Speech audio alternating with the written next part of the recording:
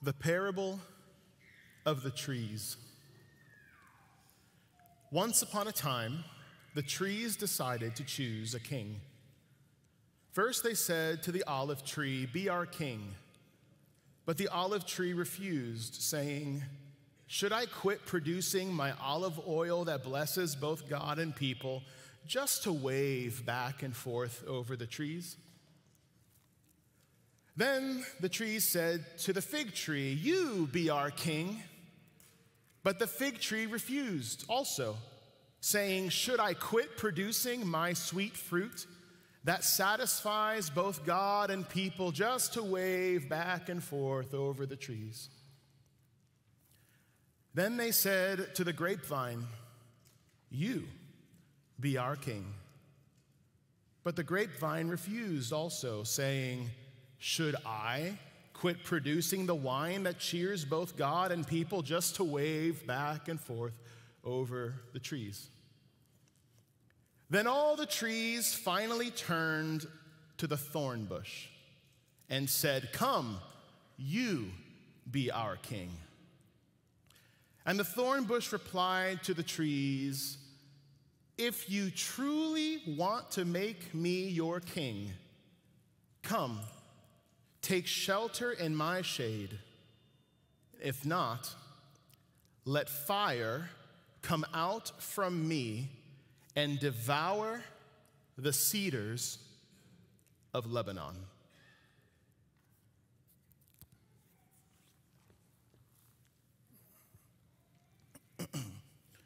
Believe it or not, this story comes from the Bible, told by as minor a prophet as you can imagine. Because unlike some of the other minor prophets we've been learning about this series, this one didn't write a book of the Bible. But he's a one-hit wonder, if ever I could call one that. And this little parable of the trees is his claim to fame. But before we can dig into his words, we have to settle into the context a little bit by hearing the story of a terrible, terrible man by the name of Abimelech. You can find this for yourself in Judges chapter 9. Go there, turn there with me, but we'll look there in a moment. Judges chapter 9, and we're going to work through sections of this chapter all the way through the beginning of chapter 10 in just a bit. Now, Abimelech was the son of the famous warrior judge in Israel by the name of Gideon.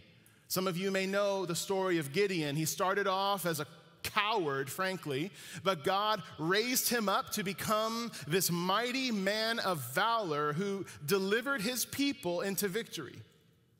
Unfortunately, his success went to his head, and pride became his downfall. Gideon began abusing his power, and one such action resulted in getting a slave girl pregnant from a town called Shechem, and soon Abimelech was born. Years pass, Gideon dies, but by the time that Gideon does, he now has 70 sons. So who is going to lead Israel next? Enter Abimelech. He's crafty. He comes up with this plan, and you can find it now in Judges chapter 9, verse 1. Listen to this sales pitch. Abimelech went to Shechem to his mother's relatives and said to them and the whole clan of his mother's family, "Say in the ears of all the leaders of Shechem, which is better for you, that all 70 of the sons of Gideon rule over you, or that just one rules over you? Remember also that I am bone of your bone and flesh of your flesh," meaning I'm one of you.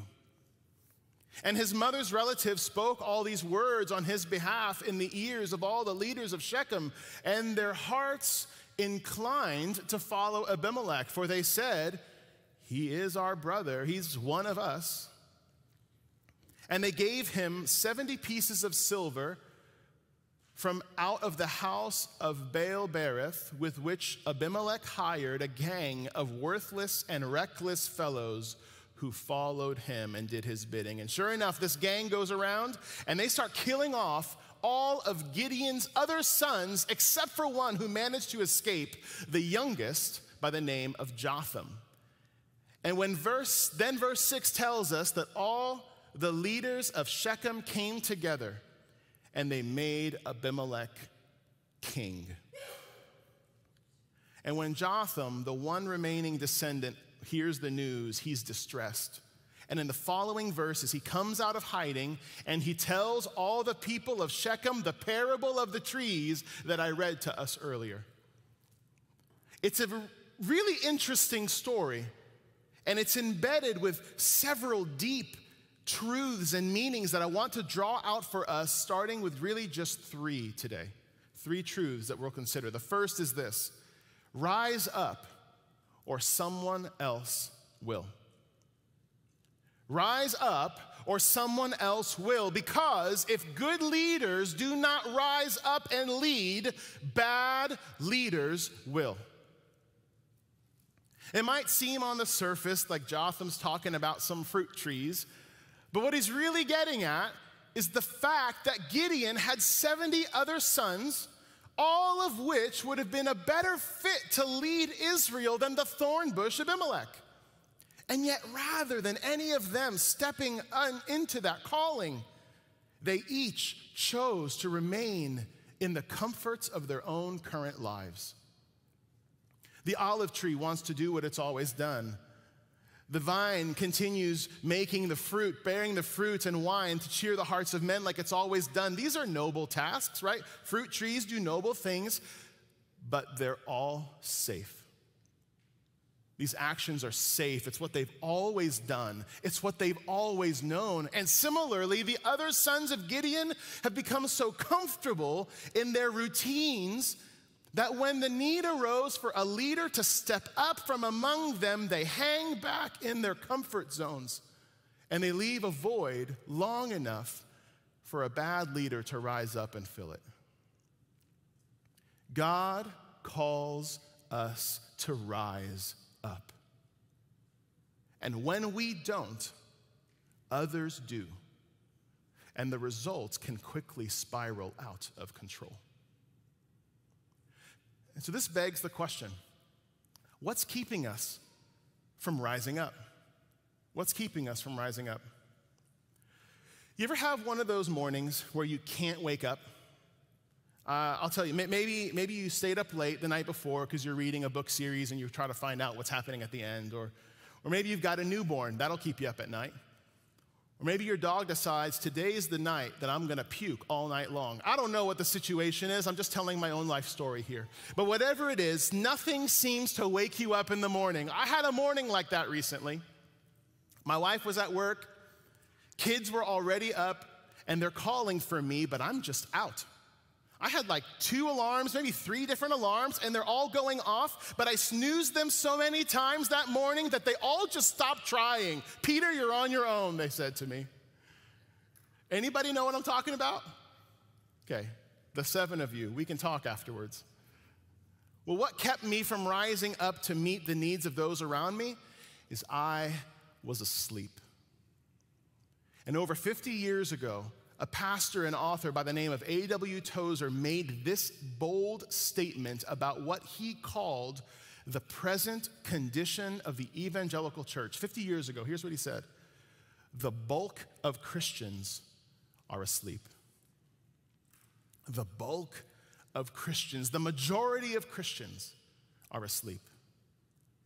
And in the 1970s, the prophet and songwriter Keith Green famously wrote a song. It's one of my favorites. It's called Asleep in the Light. And he describes this condition of being asleep. And I'm telling you, he doesn't pull any punches. He says, do you see all the people sinking down? Don't you care? Are you going to let them drown? How can you be so numb not to care if they come? Don't close your eyes and pretend the job's done. Man, it's hard hitting. Line after line, verse after verse. And before we start writing him off like some kind of a self-righteous critic, you have to know he wasn't just all talk. He really walked the walk.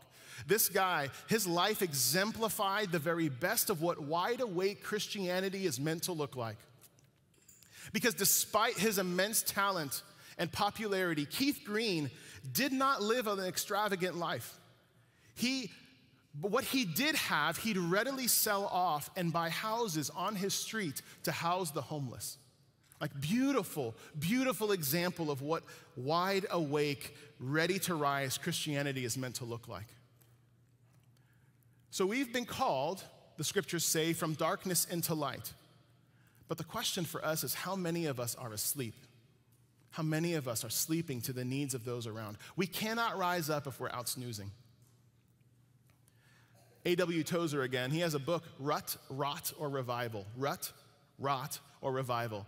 And he suggests that the reason we're asleep at times is because we've grown comfortable. Comfortable. We've been lulled by our ruts. We've been lulled into rot, and we need a revival. Comfortable. That's the trees in the grapevine, isn't it? They were comfortable. They fell into the rut of what they'd always known, always done. Have we similarly been lulled to sleep through our routines, good as they may be? Traditions, good as they may be? Do we stick to the same old things? Do we have difficulty deviating from what we've always known? If we want to grow, if we want to be salt and light in this earth, we need to wake up. We need some smelling salts to wake us up. To wake us up and rouse us from the stupor of complacency that has us out like a light. What is God calling you to do? What task to accomplish? What friendship to pursue? What gospel conversation with an unbelieving friend or relative or neighbor that you've been putting off? A major takeaway for us here is this: if we do not rise as God calls us to fill the void, somebody else will, and there's no guarantee it's going to turn out well. But maybe you're like me and you're like, Peter, I don't really want to get out of my comfort zone. I like what I'm doing. I'm satisfied where I am. I know. And so were Gideon's other sons, all of which were cut down like a tree or a vine.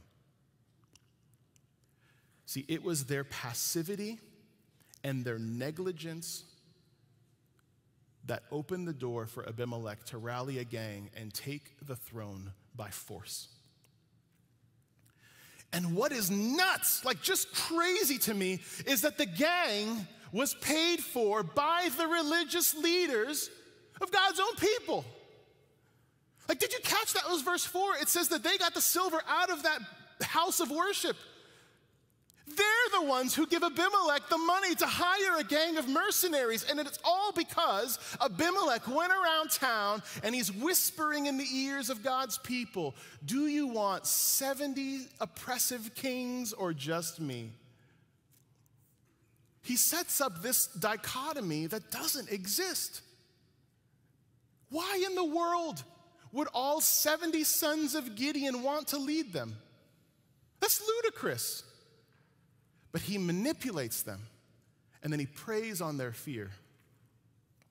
And the result, to bring it home a little bit, the result was these people giving in to doing what millions of Americans find ourselves having to do every election cycle pretty much. Making a choice between this evil or this evil. The lesser of two evils. But evil is still evil. Evil is still evil, and any time that we compromise God's values, no matter the side, anytime we compromise God's values, we become complicit in the resulting actions and lasting damages as demonstrated by the people of God paying off a gang full of murderers. And that's because short-term compromises have long-term consequences. That's our second point. Short-term compromises have long-term consequences. So even a little compromise in the moment can lead to enormous ramifications down the road. We just may not notice it right now because it doesn't seem like a big deal. You know, So what if I look at a little porn when my spouse isn't satisfying me? So what if I have a little premarital sex? So what if I cheat a little on my taxes? So what if I steal a little from my business? So what if I vote a little this way or that way? So what if I fill in the blank, right? I mean, you can imagine Shechem's response to the parable. Okay, Jotham, big deal. So we paid off a gang of murderers. It was an easy fix to what we saw as a bigger problem. It's not like it's going to happen again, they thought to themselves. It's just a one-time thing, not a big deal, not who we are, just what we did. But the soon following consequences weren't merely ones of just violating their own consciences. There were massive ramifications for them personally and their city and their nation as a whole. Because sure enough, Abimelech reigned 3 years before the people started turning against him. I don't know if it was his tax plan or his empty promises or what, but eventually they began plotting ways to kill him. And murder was just a one-time thing against the 70, but we find that they start to plot how to kill Abimelech. So this one-time choice is now becoming a pattern for them. What compromises are we making today that are actively shaping us into the kind of people we will be tomorrow? What decisions, what compromises are you and I making right now that will shape us into who we become tomorrow? See, and like the parable saying that fire would come from the thorn bush Abimelech, there is nothing metaphorical about what takes place next in the story. He might have been their brother. He was one of them, but his wrath against them when they wronged him was fiery. And after a dizzying account of scandal and sabotage and mass murder, the people have to flee to a city tower. The city tower in those days was like the city's final stronghold of refuge. You get as high up as you can, try to get into a place of safety. And then Abimelech takes, ironically enough, big bunches of thorn bushes and packs them all around this tower and then lights the thorn bushes on fire to burn over 1,000 people inside alive. And then Abimelech moves to the next city, where he drives all the people back into their own tower. And as he's lighting those thorn bushes on fire, he has one idea. This is the only way to do it. There's a woman on the top floor who leans out the window, and she drops a millstone, which was like the equivalent of a kitchen appliance used to grind flour, so like a KitchenAid. She basically straight up drops a KitchenAid, and it falls on Abimelech's head and smashes him up pretty good, but it doesn't quite kill him. And so as he's there lying, barely conscious, with his head mangled, he says to one of his servants, "Quick, kill me with your sword so I don't go down in the book of Judges as yet another guy who gets killed by a woman with a kitchen utensil." And his servant does that, and he dies. Whoever said the Bible's boring? Like, I've been hooked on this book since I was a kid. But can I tell you the part that grieves me to no end? You see it in Judges 10, 1 through 3. After Abimelech died, there arose to save Israel Tola.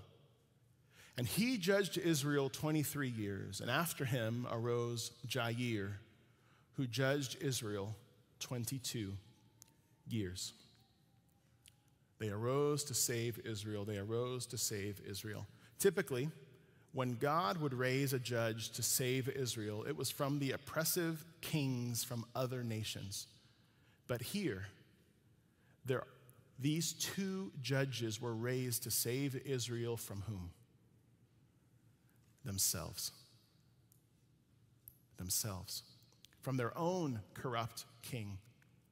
And I think it can be inferred that it took 45 years, which is basically 2 full generations of time, to move beyond the pain that Abimelech caused in his only 3-year term as a leader of the nation. Short-term compromises, long-term consequences. What decisions are we as Christians making now that will require 2 full generations to move past?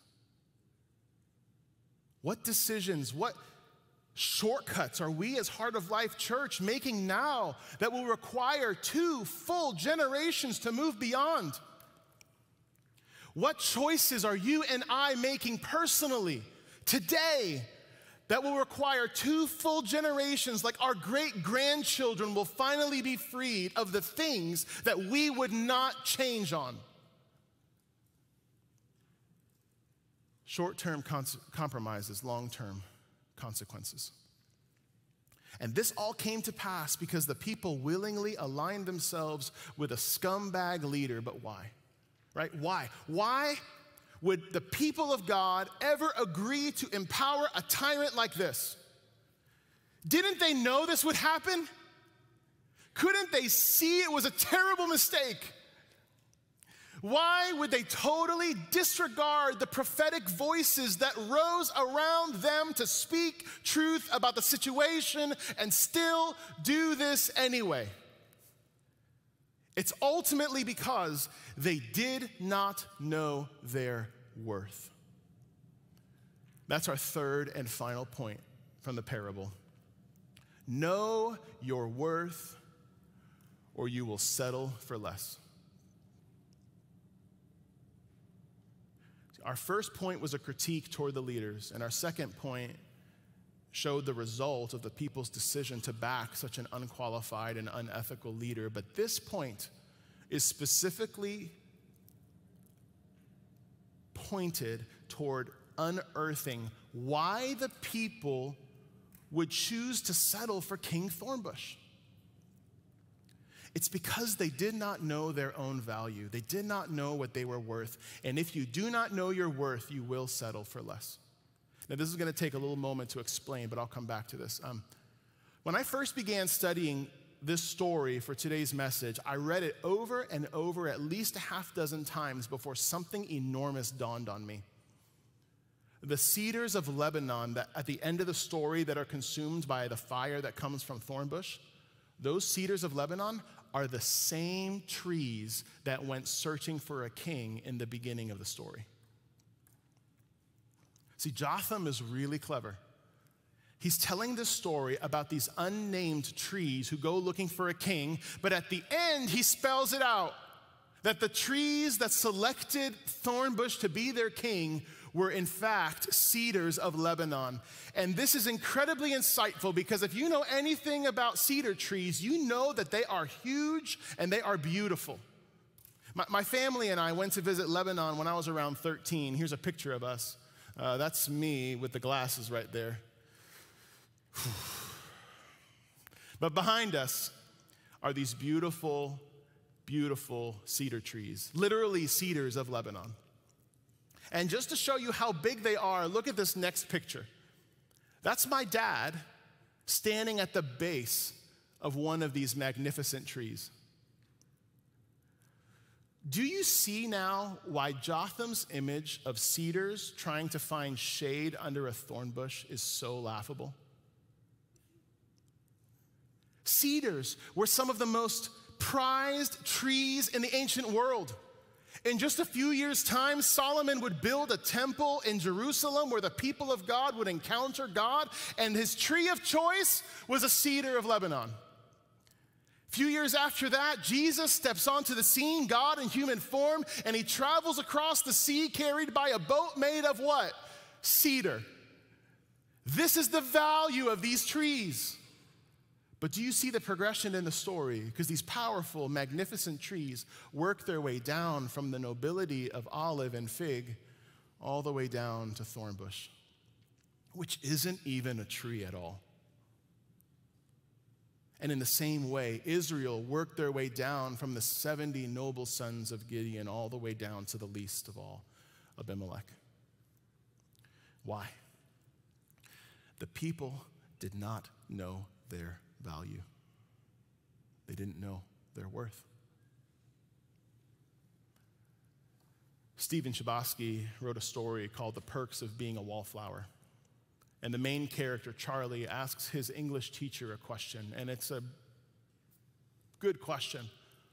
The question is, why do good people date bad people? Why do good people date bad people? Maybe you've asked that question before. Like, why did he end up with her? Why did that happen? Here's the profound answer that the teacher gives. He says, it's because we accept the love we think we deserve. We accept the love we think we deserve. And I've seen this play out. I've seen this play out in family dynamics when there's kids who they grow up and they feel like they can't move away from home because even if they've graduated high school or college or getting married, they feel like they have to stay. Or I've seen this play out, I've witnessed this dynamic in girlfriends who stick around, who endure verbal and at times physical abuse from their boyfriends. They endure cheating time after time again, but because they don't feel like they could leave him.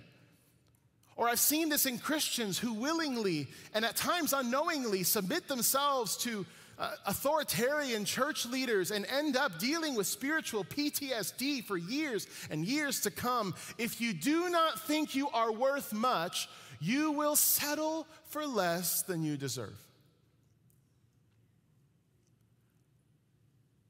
You need to know your worth. And that means you need to stop listening to yourself. I'll say that again. We need to know our worth, but it means we need to stop trusting everything that we think and everything that we feel about ourselves as having the final say.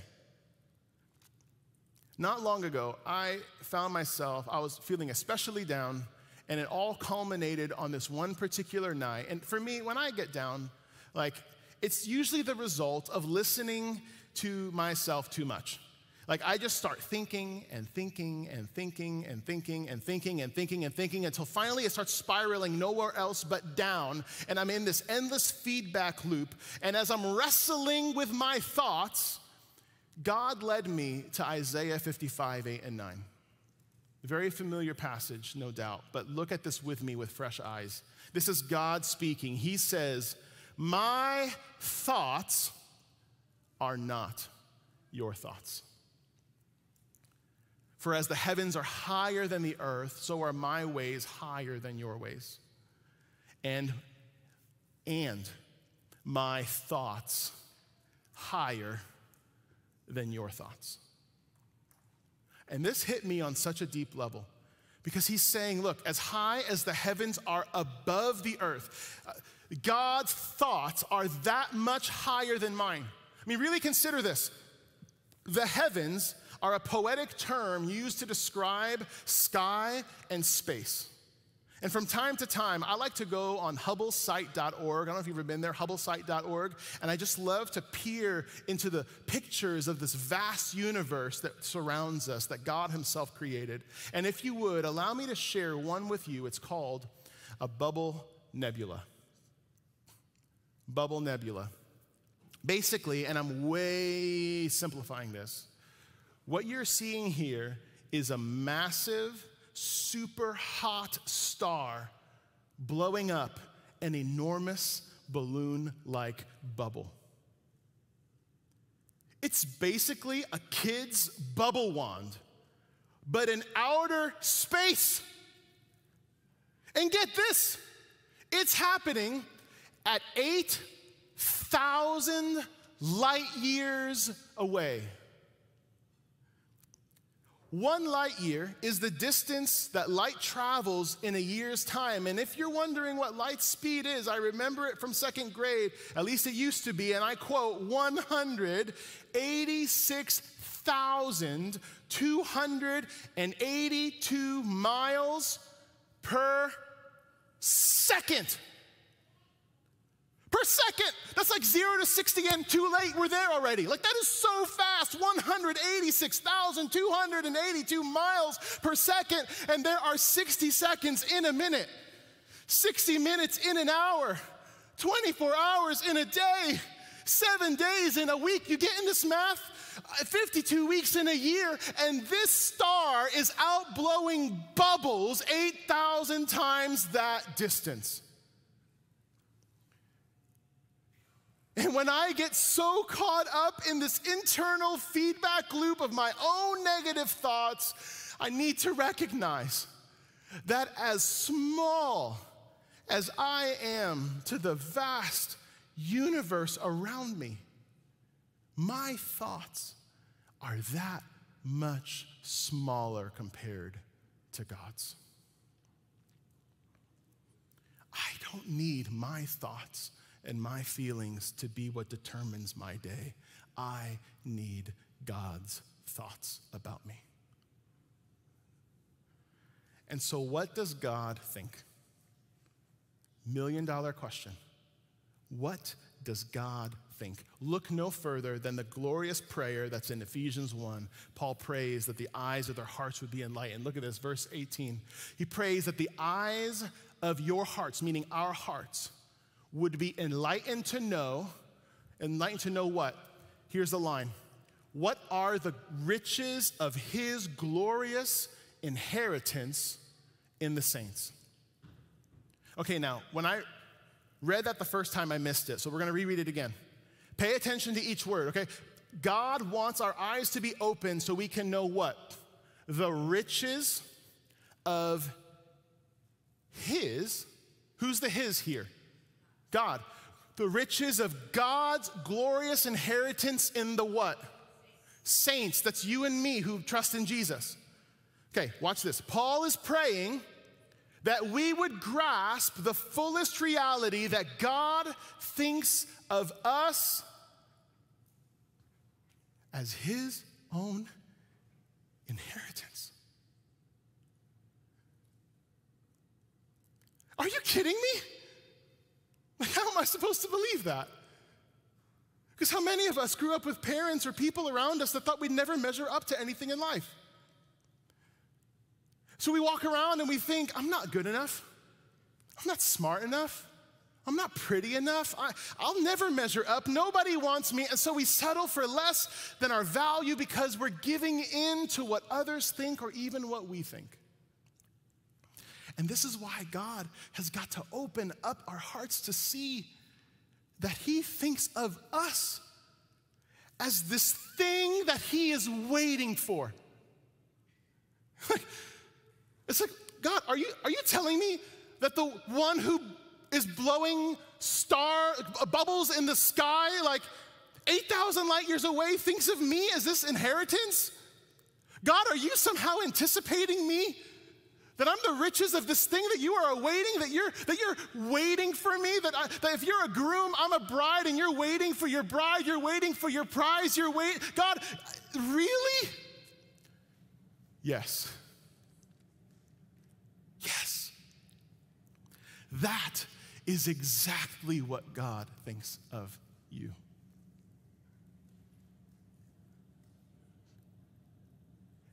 If we don't know our worth in the eyes of God, we will settle for less than the things of God 10 times out of 10. If we do not know our worth in the eyes of God, we will settle for less than the things of God. Compromise here, and then we find ourselves stuck with consequences. We're not going to rise up when we're called upon. And then we're going to wake up years later mourning the death of a life unlived as others far less than helpful step in to fill the void that God called us to in the first place. No, it's got to start here. Know your worth. Know your worth. To help us out with this, I want you to take out your phone if you've got one. Take a phone out right now, and I want you to set an alarm for 1:18, Ephesians 1:18, every day. This week at least, every day this week. 1:18. Now, if you're a night owl, it could be 1:18 a.m., but I would suggest 1:18 p.m. personally.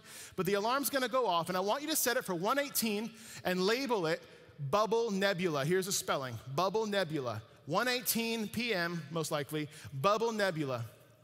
Because at 1:18 every day this week, when your alarm goes off and Bubble Nebula pops up on your phone, I want it to interrupt your negative thought patterns and remind you that as high as the heavens are above the earth, how much greater God's thoughts are than the thoughts that you have that are weighing you down. Because the God who created bubble-blowing stars 8,000 light years away thinks of you as his inheritance. Know your worth, and you won't settle for less. You won't. So how can we trust this? Like, how can we know that this is real? Really motivational, Peter. Wow, I love that. But like, come on, really? How can we trust this?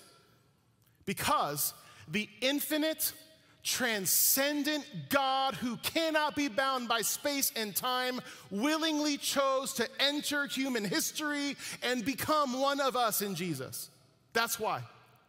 See, Abimelech used the line, "I'm your brother," to exploit his relationship with the people. But Jesus came to us as our brother to rebuild the relationship with us. And perhaps the biggest difference between Abimelech and Jesus was their approach to power. See, Abimelech comes from the power-hungry archetype of what I've heard referred to as some dude on a horse. Some dude on a horse. There's always some dude on a horse. That's how I've heard one author put it to describe the overabundance of warrior horsemen statues all around the world.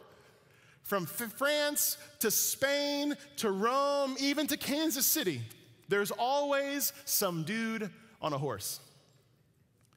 But the most famous dude on a horse was probably Alexander the Great. Alexander the Great from 300s BC. He was so famous, even his horse's name is still remembered throughout history. The great war horse Bucephalus. They named him great names back then, huh? But during the same era that Alexander the Great rides on his war horse around the ancient world, conquering through violence and force, the one-hit wonder Hebrew prophet Zechariah foretold a very different vision of a very different kind of king. You see this in Zechariah 9:9. He writes, "Rejoice greatly, shout for joy. See, your king comes to you righteous and victorious." And it's like, yeah, I like where this is going. But wait, lowly? And he's riding on a donkey? On a colt full of a donkey? What's going on? And sure enough, when this king entered Jerusalem hundreds of years later, he rode in 2,000 years ago on that Palm Sunday. That's how he came in. Not on a war horse, but on a donkey of peace. On a peace donkey. And the people, they waved palm branches around, and they dropped their cloaks to the ground to pave the way for this very different king who came to bring a very different kind of kingdom. See, Zechariah prophesied that the world's truest and ultimate king would not come to us like Alexander or Abimelech. No, he would not ride a war horse and conquer through fire, but instead, in humility and gentleness, he would come riding a lowly donkey and teaching peace to the nations. And Jesus rides out toward you now in that very same way. He doesn't come with a bow of fiery wrath and vengeance, bent on getting back at you, but with outstretched arms of love and peace, ready to bring you back. And it's with this in mind that I want to retell the parable of the trees, but with a revised ending.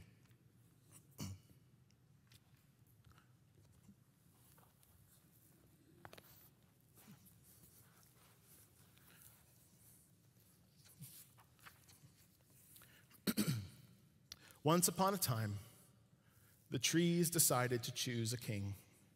First, they said to olive tree, "Will you be our king?" But olive tree refused, as did fig tree and grapevine.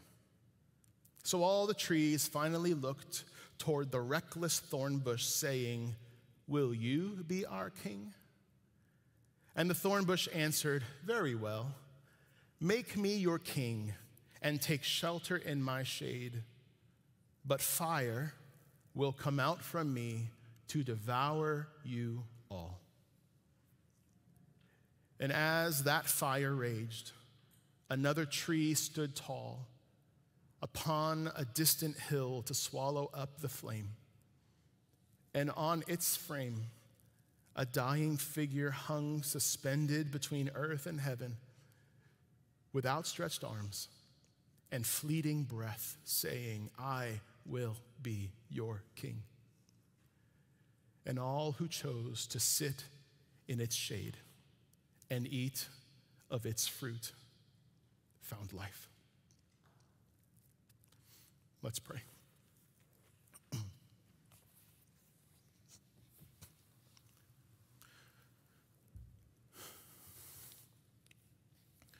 Lord Jesus Christ, you are the King we've been searching for, because you're the King who's come searching for us, not to get back at us, but to bring us back. May we find shelter in the shadow of your cross, where you bore the flames for us and opened to us the tree of life, that we would eat of its fruit and find life in you. I pray for my friends here today, some hearing perhaps for the very first time their intrinsic, undeniable value in you. May your thoughts about us sink in, and may we learn to live in the freedom that is found only in you. We do not fear the fires of hell, for you have extinguished them for us. Teach us to trust that you are who you say you are, and that we are who you say we are. May we rise as you have called us. Forgive us for where we've settled for less. And may you work in and through us for your glory and your name's sake. And all God's people said, amen. Amen.